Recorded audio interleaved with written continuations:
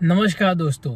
पिछले वीडियो में हमने बात की थी तास्मानिया के नॉमिनेशन पाथवेज के बारे में, जो 491 वीजा आपको कैसे लेना है, कैसे ले सकते हो और कौन कौन से पाथवेज अवेलेबल है अगर आपको 491 का नॉमिनेशन लेना है तो उसमें मैंने आपको बताया था कि मैं आपको ओवरसीज एप्लीकेंट जो भी मतलब आपकी कंट्री से, हमारी कंट्री से जिसको यहाँ पे डायरेक्ट पीआर के लिए अप्लाई करना है वो कैसे कर सकता है, उसका मैं अलग से एक वीडियो बनाऊंगा क्योंकि ज्यादातर लोगों को उसी में इंटरेस्ट होता है। और वैसे भी वो वीडियो समझना थोड़ा सा मुश्किल था क्योंकि उसमें बहुत सारे नॉमिनेशन के पाथवेज मैंने आपको बताए थे। तो आज के वीडियो में मैं आपको सिर्फ इतना बताऊंगा कि अगर आपको डायरेक्ट अपनी कंट्री से यहाँ पे पीआर अप्लाई करना है तो कैसे कर सकते हो, जो उसको ओवरसीज एप्लीकेंट बोलते हैं। ओवरसीज एप्लीकेंट नॉमिनेशन पाथवेज है जो 491 वीजा के लिए है सिर्फ। तो वो अगर आपको करना है तो आपको दो क्राइटेरिया मीट करने पड़ेंगे। एक तो जो ऑस्ट्रेलियन गवर्नमेंट का होता है वो तो आपको मीट करना ही पड़ेगा, वो तो सारे वीजा के लिए कॉमन होता है। उसके साथ साथ तास्मानियन गवर्नमेंट का जो क्राइटेरिया होता है वो आपको मीट करना पड़ेगा, तो ही वो आपको 491 का नॉमिनेशन देगा। एक बार आपको तास्मानियन गवर्नमेंट ने 491 का नॉमिनेशन दे दिया, उसके बाद आप फिर वीजा के लिए ऑस्ट्रेलियन गवर्नमेंट से अप्लाई कर सकते हो। तो सबसे पहले मैं आपको ये क्लियर कर देता हूँ कि इन्विटेशन, नॉमिनेशन और वीजा क्या है। तो इन्विटेशन आप सबसे पहले जब अप्लाई करते हो, अपने डॉक्यूमेंट्स वो सब सबमिट करते हो जो स्टेट गवर्नमेंट होती है उनके साथ, तो वो आपको इनवाइट करते हैं। इनवाइट मींस कि अब आप नॉमिनेशन के लिए अप्लाई कर सकते हो। तो इनविटेशन के बाद फिर आपको नॉमिनेशन के लिए अप्लाई करना होता है। तो फिर एक बार इनविटेशन आ गया, फिर आप नॉमिनेशन के लिए अप्लाई करते हो, फिर 3-4 महीने के बाद आपका नॉमिनेशन आता है। तो अब उस टाइम पे आपको स्टेट गवर्नमेंट बोलती है कि हमने आपको नॉमिनेट किया है वीजा अप्लाई करने के लिए, तो अब आप वीजा अप्लाई कर सकते हो। तो एक बार आपके पास नॉमिनेशन आ गया तो वो नॉमिनेशन का पेपर लेके आपको फिर ऑस्ट्रेलियन गवर्नमेंट को सबमिट करना है कि हमारे पास ये स्टेट का नॉमिनेशन है, आप हमको वीजा दे दो। तो उस तरीके से ये सिस्टम चलता है क्योंकि मुझे ऐसा लगा कि बहुत सारे लोगों को ये पता नहीं होगा कि इनविटेशन बोल रहा हूँ मैं, नॉमिनेशन बोल रहा हूँ, वीजा बोल रहा हूँ, तो ये सब है क्या। क्योंकि सबको सिर्फ इतना पता होता है कि भाई वीजा आ गया। तो वीजा अप्लाई करने की ये प्रोसेस है। तो आपको सबसे पहले इन्विटेशन लेना है, फिर नॉमिनेशन लेना है, फिर वीजा लेना है। तो हम यहाँ पे स्टेट से सिर्फ नॉमिनेशन लेते हैं, वीजा नहीं लेते। तो हम बात करेंगे सिर्फ नॉमिनेशन की कि आपको नॉमिनेशन कैसे लेना है। तो अगर आप ओवरसीज एप्लीकेंट हो, मींस अगर आपको अपनी कंट्री से डायरेक्ट यहाँ पे पीआर अप्लाई करना है, तो ऑब्वियसली थोड़ा सा हार्ड तो होगा ही क्योंकि यहाँ पे भी कंपटीशन होती है। यहाँ पे बहुत सारे लोग होते हैं जो रिक्वायरमेंट फुलफिल करके बैठे होते हैं, मतलब अच्छे बैंड्स होते हैं, अच्छी जॉब होती है। तो आपके लिए कॉम्पिटिशन तो होती है, बट उनके लिए एक अलग से कैटेगरी है। तो जो मैंने पाथवेज पिछले वीडियो में बताए थे उसमें एक ये पाथवे भी था ओवरसीज एप्लीकेंट का, जो आप अपनी कंट्री से डायरेक्ट यहाँ पे 491 नॉमिनेशन के लिए अप्लाई कर सकते हो। तो उसमें जो आपको बेसिक रिक्वायरमेंट फुलफिल करनी है वो तो है ही, जैसे कि आपको 6 बैंड लाने पड़ेंगे मिनिमम, आपकी एज 45 से अंडर होनी चाहिए, आपके ओवरऑल 65 पॉइंट्स होने चाहिए। उसके साथ साथ आपका जो स्किल असेसमेंट, आपने जो स्टडी की है उसकी स्किल असेसमेंट, बहुत सारी यहाँ पे अथॉरिटीज है जो असेसमेंट करती है आपकी अपनी कंट्री में कोई भी डिग्री की है उसको वो असेस करते हैं। आपको प्रोजेक्ट और वो सब सबमिट करना होता है, अलग अलग अथॉरिटीज की अलग अलग डिमांड होती है। तो वो आप फुलफिल करोगे तो आपको वो स्किल असेसमेंट दे देंगे। तो एक बार आपको अगर स्किल असेसमेंट मिल गया तो उसके बाद आप वो स्किल असेसमेंट लेके फिर स्टेट गवर्नमेंट के पास आ सकते हो कि भाई हमारे इसके पास स्किल असेसमेंट है।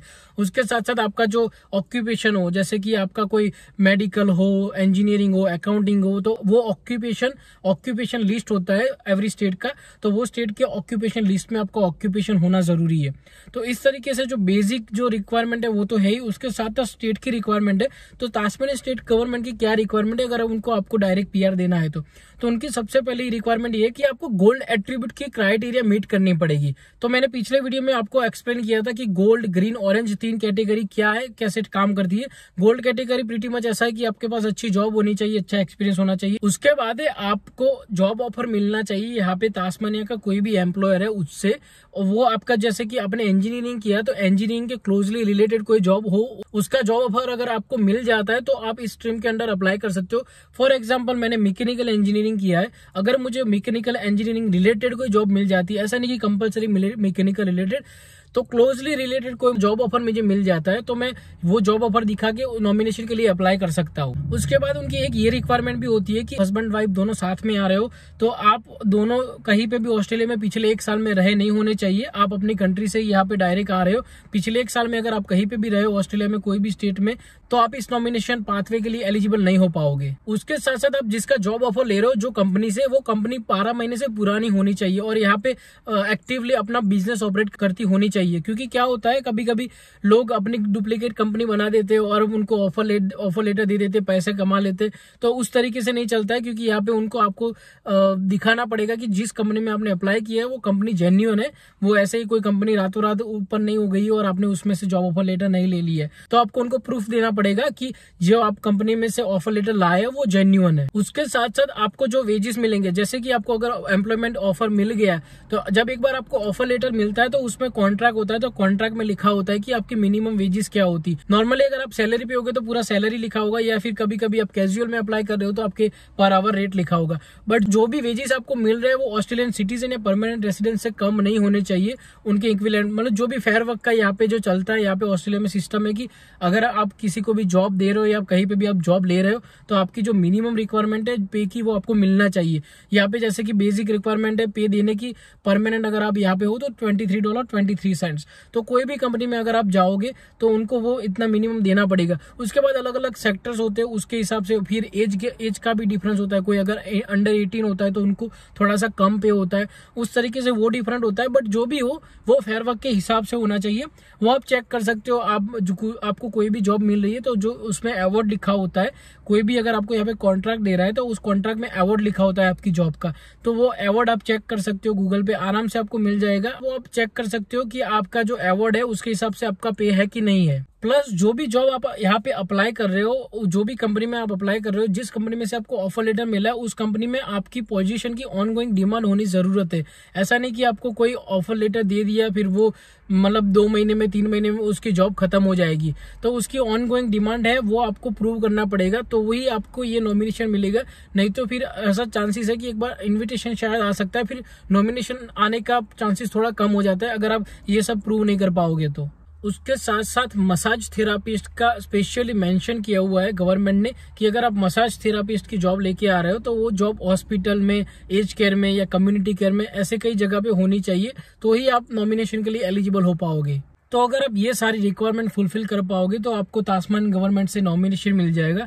एक बार नॉमिनेशन मिल गया उसके बाद आप वीजा के लिए अप्लाई कर सकते हो। फिर आपको वेट करना पड़ेगा। वीजा का जो भी टाइमिंग होता है, अभी तो थोड़ा कम चल रहा है पहले से, तो जितना भी टाइम होगा उस टाइम में आपको वीजा मिल जाएगा। तो इस तरीके से आप अपना नॉमिनेशन लेके फिर वीजा अप्लाई कर सकते हो। एक बार आपका 491 वीजा आ गया, वो 5 साल का वीजा आता है। फिर आपको कोई भी रीजनल ऑस्ट्रेलिया में रहना है, कोई भी एरिया में, मेलबोर्न, सिडनी, ब्रिस्बेन, उसके अलावा आप कहीं पे भी रह सकते हो। आपको सिर्फ 3 साल रीजनल एरिया में रहना है, उसके अलावा और कोई कंडीशन नहीं है। एक बार आप 3 साल वहां पे रह लिए, फिर उसके बाद आपको वीजा अप्लाई करना है 191, तो आपको आराम से 191 आ जाएगा। और आजकल तो बहुत सारे लोगों को बहुत जल्दी 191 वीजा आने लगा है। तो काइंड ऑफ ये 491 भी एक PR वीजा है। इसमें आपको मेडिकेयर कार्ड भी मिलेगा।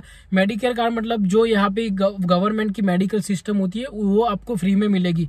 पहले क्या होता है, अगर आप स्टूडेंट वीजा पे आते हो, यहाँ पे आप टेम्पररी वीजा पे होते हो, तो यहाँ पे कंपलसरी होता है कि आपको अपना हेल्थ इंश्योरेंस रखना पड़ेगा। तो अगर आप फैमिली ऑफ 2 हो तो वो अराउंड 150, 160, 200, 250 तक का आपको मंथली आपको इंश्योरेंस पे करना पड़ता है।